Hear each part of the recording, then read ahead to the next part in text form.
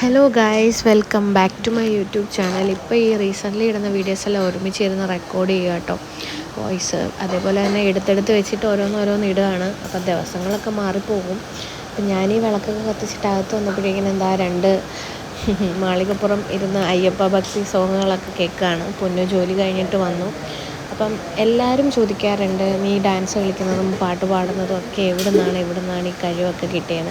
അപ്പോൾ ഈ വീഡിയോ കാണുമ്പോൾ നിങ്ങൾക്ക് വ്യക്തമായൊരു മറുപടി ഞാൻ ഇതിലൂടെ തരുന്നുണ്ട്.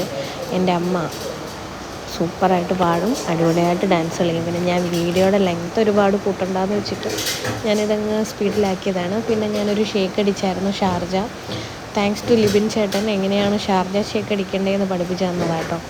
അങ്ങനെ അതൊക്കെ കഴിച്ച് കഴിഞ്ഞ് രാത്രി ഒരു 9:30-10 മണിയായപ്പോഴേക്കിനും ഉഷയമ്മച്ചിയുടെ ബർത്ത്ഡേയുടെ തലേന്നത്തുള്ള വീഡിയോ. അപ്പോൾ അങ്ങനെ ഉഷയമ്മച്ചിക്ക് ഒരു സർപ്രൈസ് ഗിഫ്റ്റൊക്കെ കൊടുക്കാൻ വെള്ളിയാഴ്ച സെറ്റ് ചെയ്ത് തരാൻ പറഞ്ഞിട്ടുണ്ടായിരുന്നു. അങ്ങനെ അതെല്ലാം നമ്മൾ സെറ്റ് ചെയ്ത് കൊടുത്ത്. കാരണം വെച്ചാൽ 12 മണിയാകുമ്പോഴേക്കിനും പാവങ്ങളൊക്കെ ഉറങ്ങിപ്പോയി. അത് കാരണം പിന്നെ എല്ലാവരും വിഷൊക്കെ ചെയ്ത് ഇപ്പം നമ്മുടെ എല്ലാവരും മലയ്ക്ക് പോകാൻ മാലയിട്ടേക്കാണ്. അപ്പോൾ എല്ലാവരും എന്നോട് ചോദിക്കുന്നുണ്ട് ഞാൻ എന്തുകൊണ്ടാണ് മാലയിട്ടത്. കഴിഞ്ഞ 4 വർഷമായിട്ട് ഞാനും മുടങ്ങാതെ വ്രതം എടുക്കുന്നുണ്ട്. എനിക്ക് ഭയങ്കര ഇഷ്ടമാണ് ഈ മണ്ഡലകാല സമയമാകുമ്പം വ്രതം എടുക്കുന്നത്.